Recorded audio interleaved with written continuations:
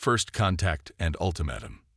The night sky above the Arecibo Observatory in Puerto Rico erupted with an otherworldly glow. Dr. Elena Rodriguez, lead astronomer, froze at her workstation, her coffee mug suspended halfway to her lips. The incoming signal was unlike anything she'd ever seen, a complex, pulsating pattern that defied all known celestial phenomena. "My God," she whispered, her fingers flying across the keyboard. "This is it. First contact." Within hours, observatories worldwide confirmed the signal. It wasn't aimed at Arecibo. It blanketed the entire planet. Humanity held its collective breath as cryptographers worked tirelessly to decode the message. When they succeeded, the elation of first contact quickly turned to dread. The aliens called themselves the Zarketh, a vast empire spanning thousands of star systems. Their message was simple: surrender or be annihilated. Earth had 1 week to decide.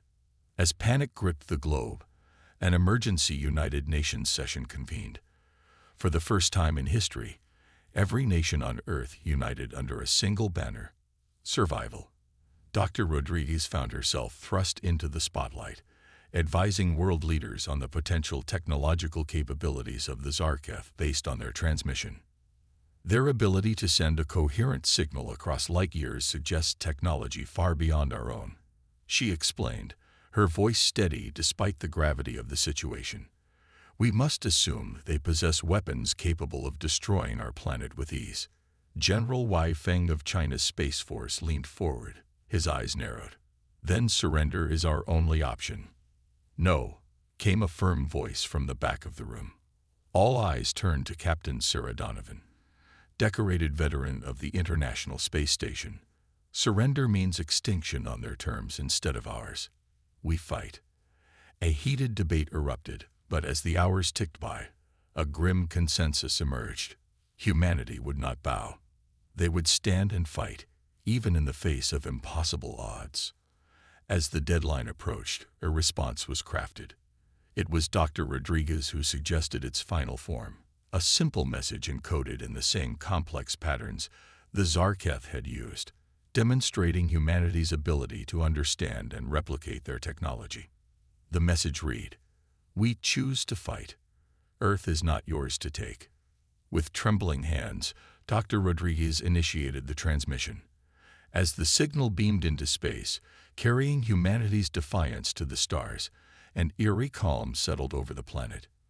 In homes, bunkers, and military bases across the globe, humans prepared for war. Captain Donovan oversaw the rapid mobilization of Earth's combined military forces. Satellites were weaponized, missile silos readied, and civilians began emergency drills.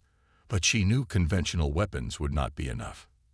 In a secret facility deep beneath the Rocky Mountains, a team of the world's brightest minds, led by Dr. Amit Patel, worked feverishly on Project Prometheus, humanity's technological leap forward.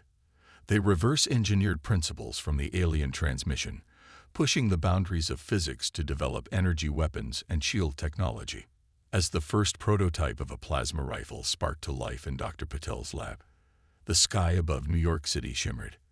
A massive Zarketh ship, sleek and terrible, materialized in low orbit. Similar ships appeared over major cities worldwide. A new transmission arrived. "Your defiance is noted. Primitives, you have chosen extinction. We shall oblige." The Zarketh ships opened fire, lancing beams of energy toward Earth's surface. But they met an unexpected resistance, a shimmering barrier of energy that sprang into existence, enveloping the planet. Project Prometheus had birthed a global shield mere moments before the attack. Dr. Rodriguez stared at the screens in the UN Command Center, watching the alien beams dissipate against the shield. "It worked," she breathed. "We have a chance." Captain Donovan's voice crackled over the comms. "All defense forces, this is not a drill. Operation Defiance is go. I repeat, Operation Defiance is go." As humanity steeled itself for the battle ahead, a grim determination settled over the planet. They were outnumbered, outgunned, and facing an enemy of unimaginable power. But they would not go quietly into the night. Earth would stand, and the Zarketh would learn that humanity was not to be underestimated. The war for Earth had begun. Preparing for war. The global shield held, but humanity knew it was only a matter of time before the Zarketh found a way through. Every moment of respite was a gift, one that Earth's defenders were determined not to waste. In the sprawling underground complex of Area 51, now serving as Earth's primary defense headquarters, Captain Sarah Donovan stood before a holographic display of the planet. Red dots representing Zarketh ships hovered ominously above every major city. "We need to buy more time," she said, her voice tight with tension. "Dr. Patel, what's the status on Project Prometheus?" Dr. Amit Patel's hologram flickered to life beside her. Dark circles under his eyes betrayed sleepless nights, but his voice was steady. "The shield is stable, but it's draining our power reserves faster than anticipated. We're working on more efficient energy distribution, but our focus has shifted to offensive capabilities." He waved his hand, and the holographic display changed to show schematics of sleek, angular fighter craft. "We've integrated the reversed-engineered Zarketh technology into our aircraft. The X-99 Firefly squadrons will be ready for deployment in 48 hours. General Wei Feng nodded approvingly. "Excellent. And the ground forces?" This time, it was Dr. Elena Rodriguez who answered. She had traded her astronomer's lab coat for a military uniform, her expertise in alien technology making her an invaluable asset to Earth's defense. "The plasma rifles are in mass production," she reported. "We've also developed personal shield generators for our troops. They won't stop a direct hit from Zarketh weapons, but they'll give our soldiers a fighting chance." As the briefing continued, alarms suddenly blared throughout the facility. The holographic display erupted with new data points, and Captain Donovan's blood ran cold. "We've got multiple breaches in the shield," she shouted. "Zarketh drop pods entering the atmosphere everywhere. They're launching a ground invasion." The room erupted into controlled chaos as orders were relayed and defenses mobilized. But amidst the frantic activity, a chilling realization set in. The enemy was already among them. In a secure lab 3 levels below, a young technician named Alex Chen was working on calibrating a batch of plasma rifles when his colleague, Dr. Yuki Tanaka, entered the room. Something about her movements seemed off. "Dr. Tanaka," Alex called out. "Is everything all right?" Yuki turned, and Alex recoiled in horror.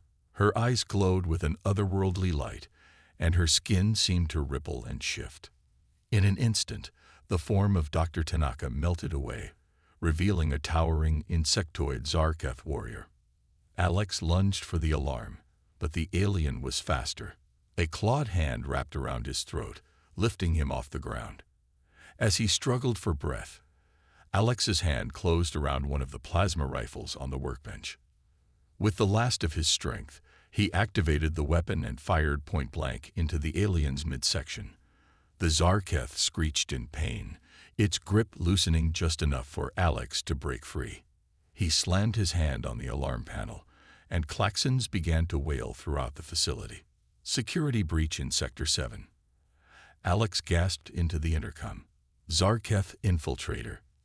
As security teams converged on the lab, the injured alien lashed out with inhuman strength, tearing through blast doors like paper. But it had underestimated human resilience and ingenuity. Dr. Rodriguez, having anticipated the possibility of infiltration, had developed a countermeasure. As the alien rampaged through the facility, she activated a series of gravity generators hidden throughout the complex. The Zarketh, adapted to its homeworld's lighter gravity, suddenly found itself crushed under Earth's intensified gravitational pull. Captain Donovan herself led the team that finally cornered and subdued the infiltrator. As they secured the alien for study, she turned to Alex, who was being treated for his injuries. "Quick thinking with that plasma rifle, kid," she said, a rare smile crossing her face. "How'd you know where to hit it?" Alex winced as a medic bandaged his throat. "I didn't," he admitted. I just aimed for the biggest target and hoped for the best.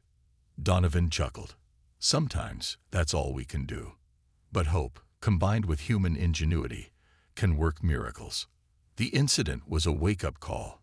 If one Zarketh could infiltrate their most secure facility, how many more were hiding among the general population? The war wasn't just in space or on the battlefield. It was everywhere. As news of the infiltration spread, paranoia threatened to unravel the fragile global alliance. But instead of succumbing to fear, humanity adapted. Dr. Rodriguez developed handheld scanners that could detect the unique energy signature of Zarketh biology. Citizens formed neighborhood watch groups, their eyes peeled for any sign of alien activity. In orbit, the first squadron of X-99 Fireflies engaged a Zarketh cruiser attempting to breach the shield. The alien ship's superior firepower was matched by the humans' unpredictable tactics and newly acquired tech. For the first time since the invasion began, a Zarketh vessel was destroyed by human hands. As debris from the fallen ship rained down through the atmosphere, a newfound sense of hope spread across the planet. The Zarketh were not invincible. They could be fought. They could be defeated. In the command center, Captain Donovan watched the celebration erupting around her with cautious optimism. They had won a battle, but the war was far from over. The real test was yet to come. "Enjoy this moment," she murmured to herself, her eyes fixed on the holographic display of Earth and its looming invaders. "Tomorrow, we take the fight to them." As humanity steeled itself for the battles ahead, a new sense of unity and purpose swept the globe. In the face of annihilation, the human spirit had not broken.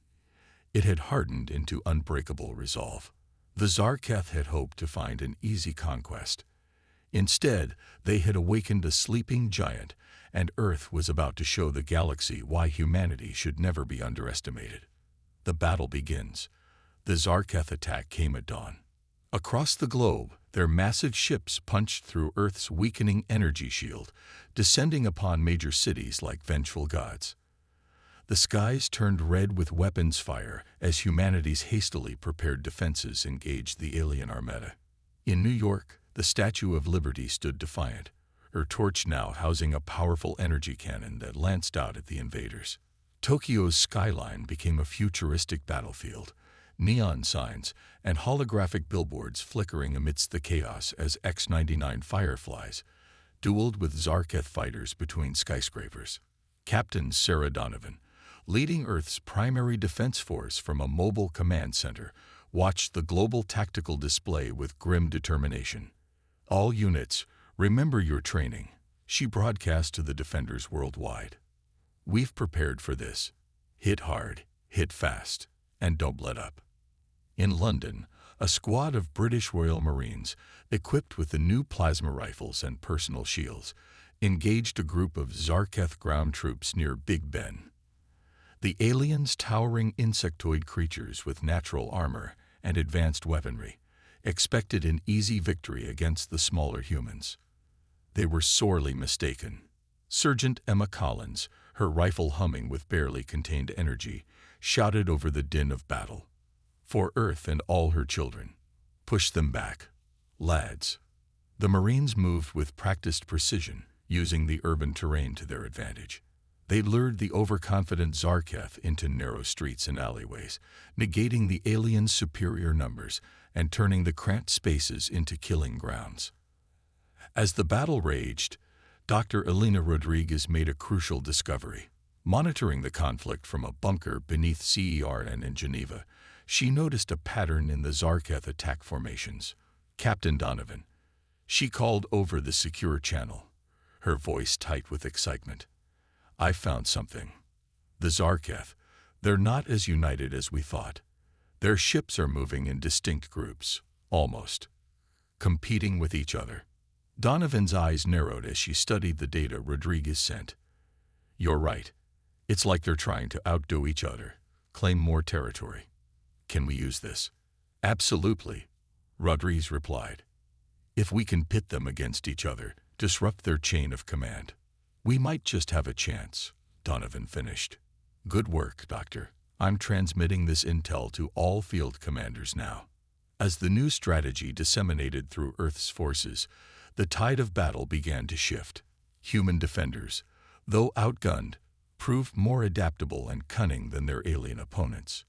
In Rio de Janeiro, a team of Brazilian special forces used this knowledge to devastating effect. They lured two competing Zarkef battalions into conflict with each other, then struck while the aliens were distracted. The Christ the Redeemer statue, its arms now housing missile launchers, provided covering fire as the humans reclaimed their city street by street. But the victories came at a heavy cost. Cities burned, monuments crumbled, and countless lives were lost on both sides. The Zarkef, enraged by the unexpected resistance, became even more brutal in their assault. In orbit, the space battle reached a fever pitch. The International Space Station, hastily retrofitted with alien-derived technology, became humanity's primary orbital defense platform.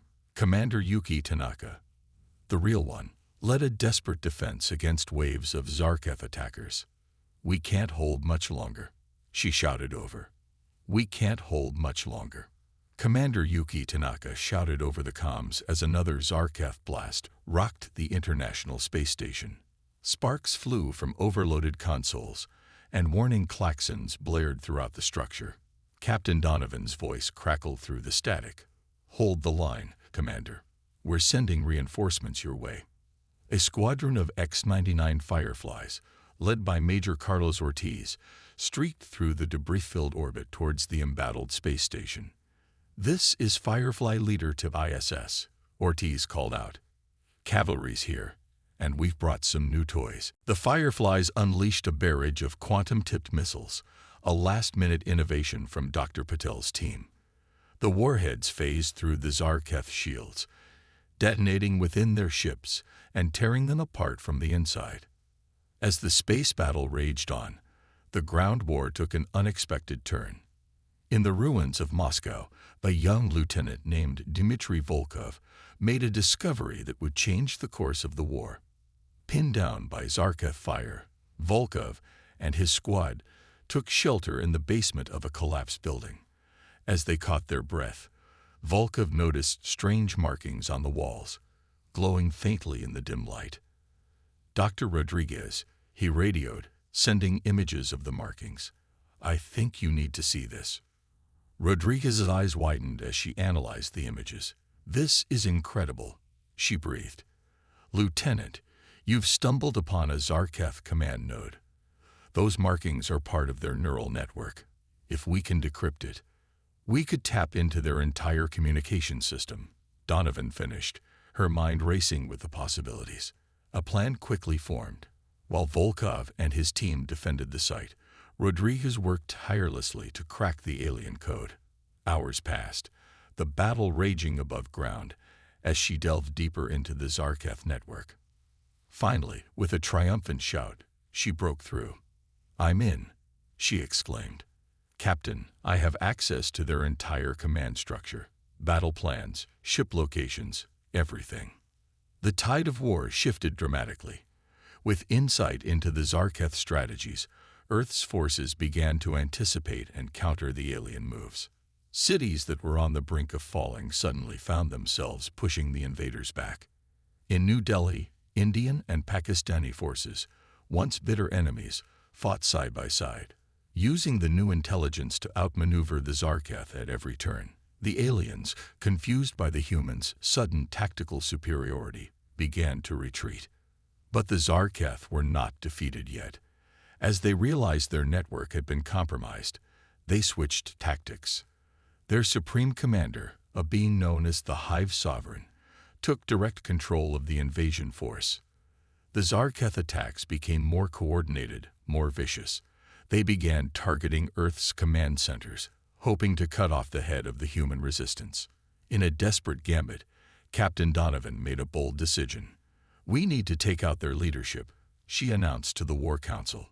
"A strike team, right to the heart of their command ship. Cut off the head, and the body will fall." The plan was audacious, bordering on suicidal. But after days of brutal combat, it was clear that a war of attrition would only end in Earth's defeat. They needed a decisive victory, and they needed it soon.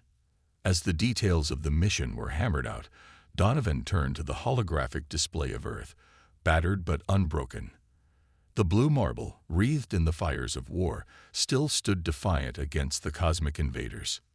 "This ends now," she said, her voice carrying the weight of humanity's resolve. "We've bled for every inch of our world. It's time we show these aliens exactly who they're dealing with." As the strike team prepared for their desperate mission, a sense of grim determination settled over Earth's defenders. The next few hours would determine the fate of their species, their planet, their very existence. The battle for Earth had reached its turning point.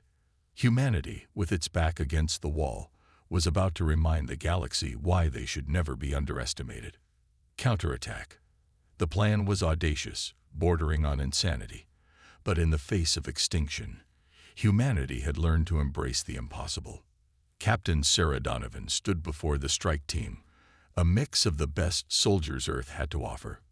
Among them were Sergeant Emma Collins, the British Royal Marine who had held the line in London, Lieutenant Dmitry Volkov, whose discovery in Moscow had turned the tide of the war, and Major Carlos Ortiz, the ace pilot who had saved the International Space Station. "I won't lie to you," Donovan said, her voice steady despite the weight of the moment. "This mission is likely a one-way trip. But if we succeed, we save our world, our families, our entire species. Are you with me?" The response was unanimous. These warriors, drawn from every corner of the globe, were united in their determination to save Earth. Dr. Elena Rodriguez stepped forward, holding a device that pulsed with an eerie blue light. "This is our key to the Zarketh mothership," she explained. "It emits a signal that mimics their neural network. It should get you past their outer defenses, but once inside, you're on your own." As the team made final preparations, Dr. Amit Patel approached Donovan. "Captain, I have something for you," he said, handing her a small metallic sphere. "It's a quantum disruptor. If you can plant this in their central power core, it will create a cascading failure through their entire fleet." Donovan nodded, tucking the device securely into her pack. "Thank you, Doctor, for everything." The mission launched under the cover of a massive global counteroffensive. Every remaining fighter, every soldier, every weapon Earth had left was thrown into the battle. The Zarketh, their attention divided, never saw the real threat coming. Using a captured and modified Zarketh drop pod, the strike team blasted off from the ruins of Cape Canaveral. As they approached the massive alien mothership hanging ominously in low Earth orbit, tension filled the cramped cabin. "Activating the neural mimic now," Volkov said, his fingers dancing over the device Rodriguez had given them. For a heart-stopping moment, nothing happened. Then, miraculously, the pod slipped past the mothership's defenses undetected.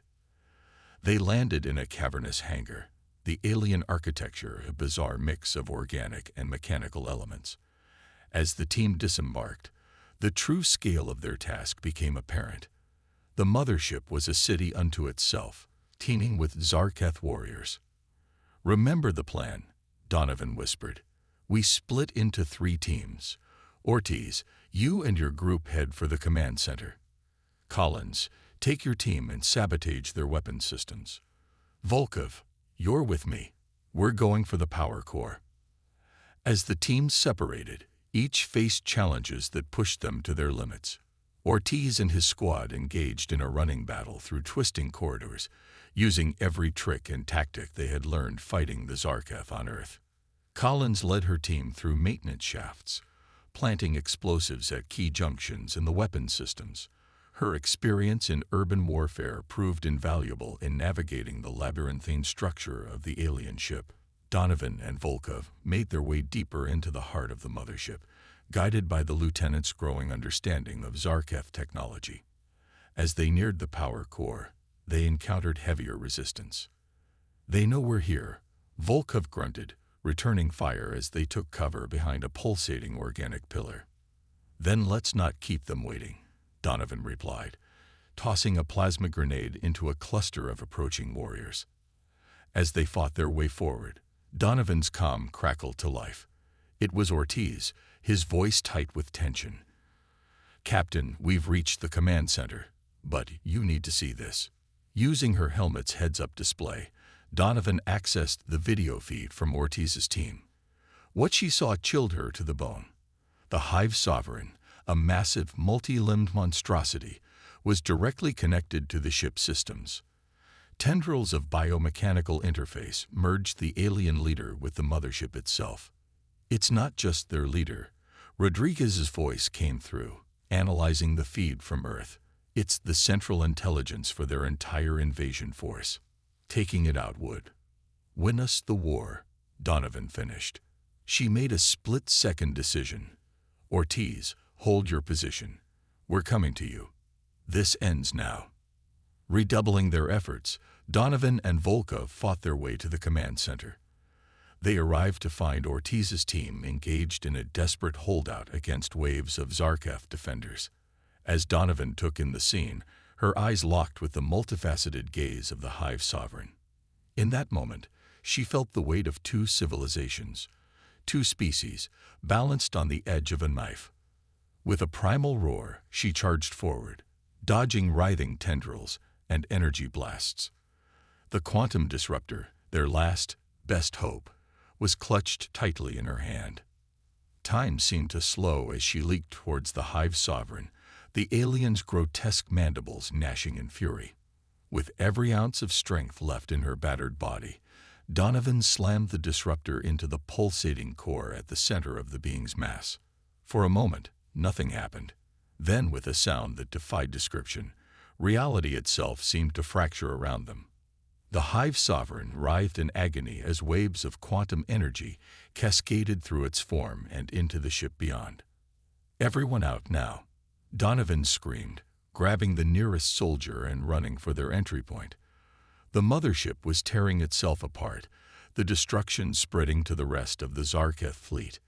As the strike team fought their way back to their drop pod, the scene in orbit was one of utter chaos. Zarketh ships, their controlling intelligence shattered, collided with each other, or fell into decaying orbits. The drop pod, piloted by Ortiz's steady hands, streaked away from the disintegrating mothership. As they re-entered Earth's atmosphere, the sky behind them lit up with the death throes of the Zarketh invasion force. On the ground, cheers erupted as the alien ships fell from the sky. In cities around the world, humans emerged from the rubble. Disbelieving eyes turned heavenward as their invaders were vanquished. As the pod touched down in the war-torn streets of Washington, D.C., Donovan and her team were met with a scene they had scarcely dared to hope for. Crowds of people, emerging from bunkers and ruins, cheered and wept as they realized the impossible had been achieved. Humanity had won.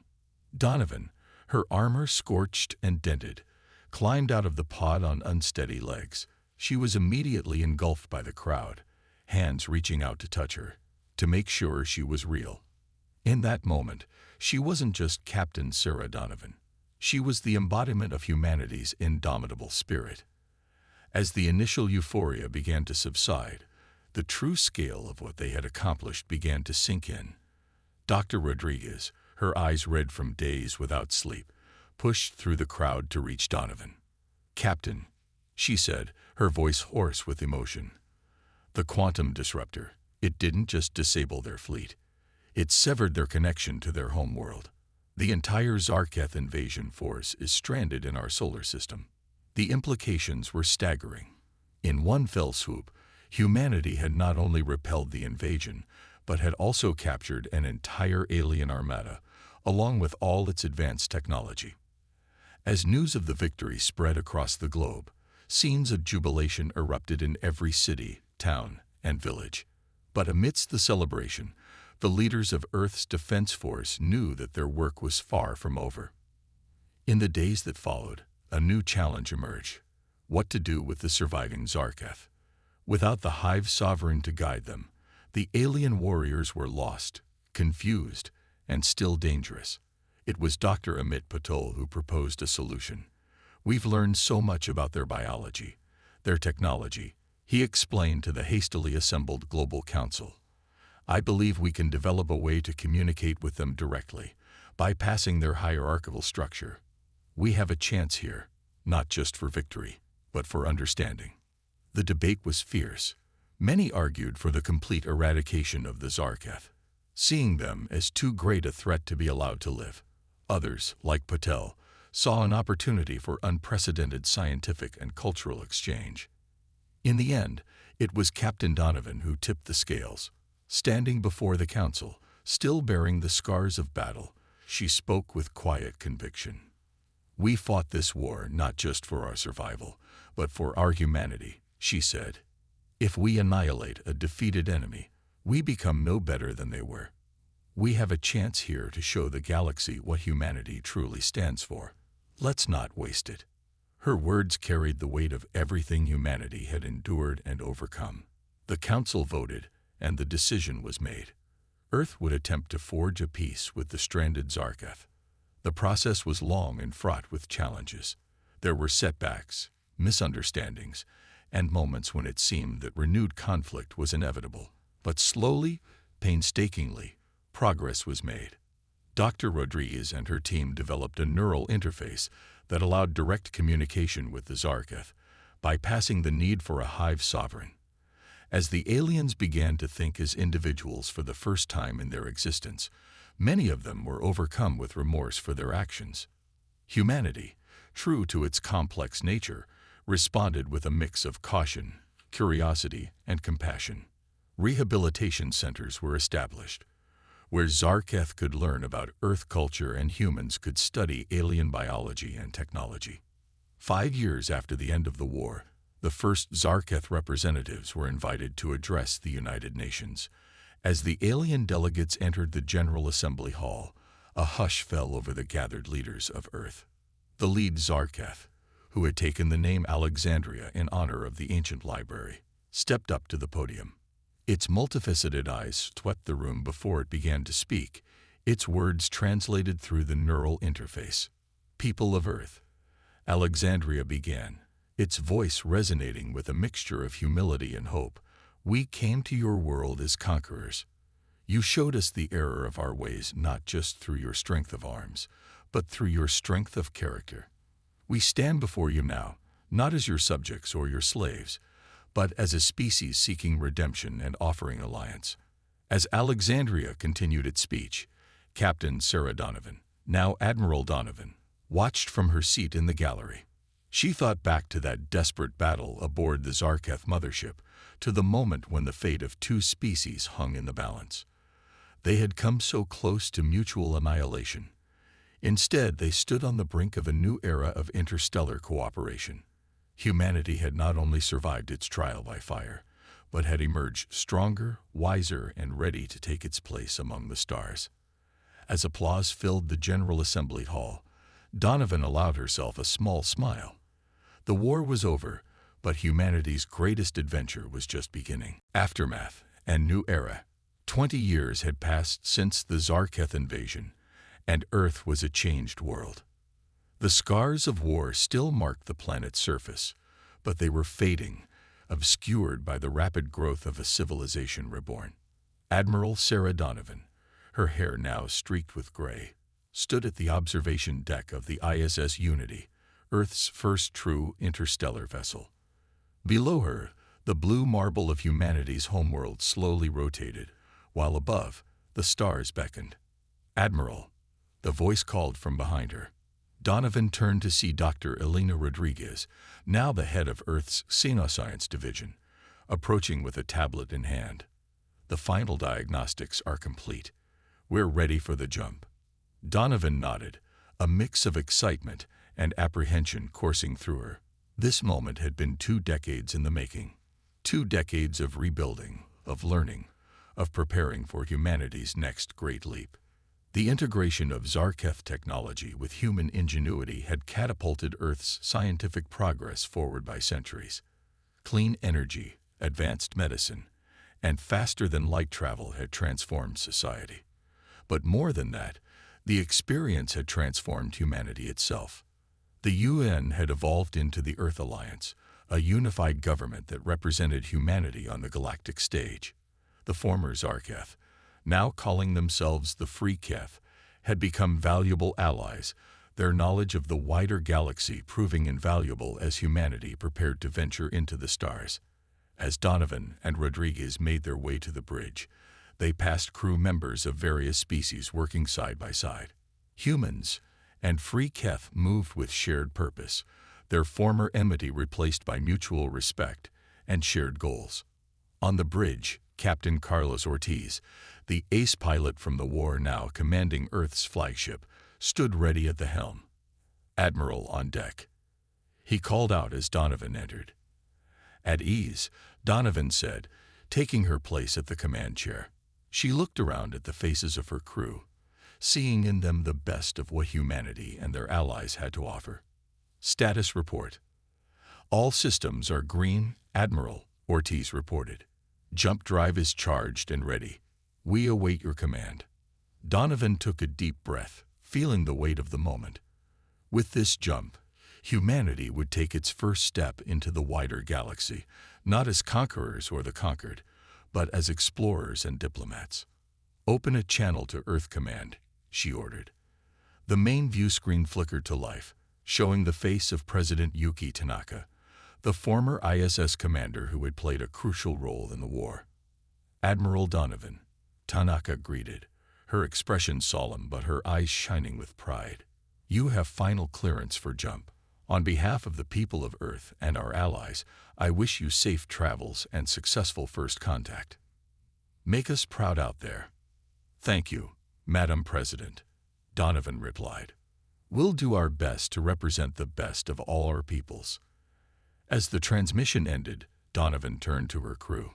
"Well, you heard the President. Let's make history." She nodded to Ortiz. "Initiate jump sequence." The ship hummed with power as the jump drive spooled up.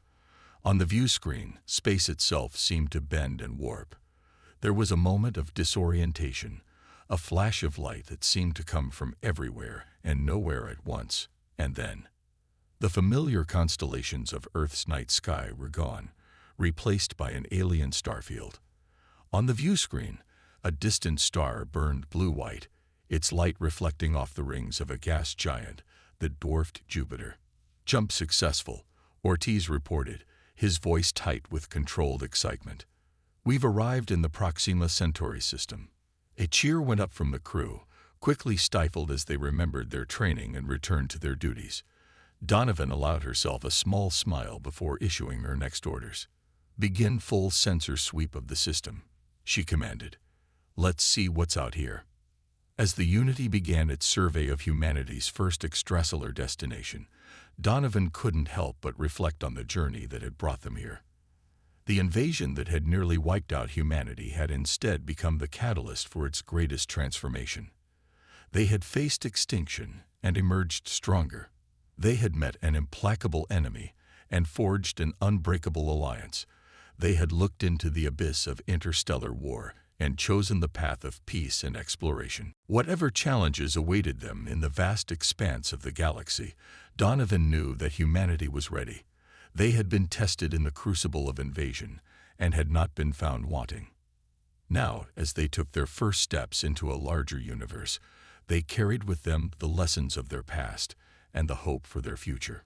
The stars awaited, and humanity, in all its complexity, determination, and indomitable spirit, was finally ready to meet them. As the ISS Unity continued its mission, back on Earth, in classrooms and living rooms, parents and teachers told the story of the Zarketh invasion to a new generation. It was a story of horror and heroism, of devastation and renewal, of the brink of extinction and the dawn of a new era. But more than anything, it was a reminder of what humanity could achieve when united against a common threat. It was a testament to the unyielding human spirit, a spirit that had not only survived an alien invasion, but had turned that crucible into the foundation for a brighter future. As the children of Earth looked up at the night sky, they no longer saw just points of light, but distant destinations waiting to be explored. And they knew, with the certainty of those who had inherited a legacy of courage and perseverance, that no matter what challenges the universe might hold, humanity would face them head-on. For they were the children of Earth, inheritors of a history that had proven, beyond any doubt, that when pushed to the brink, humanity would not just endure. They would prevail. They would thrive. They would reach for the stars and make them their own. The end.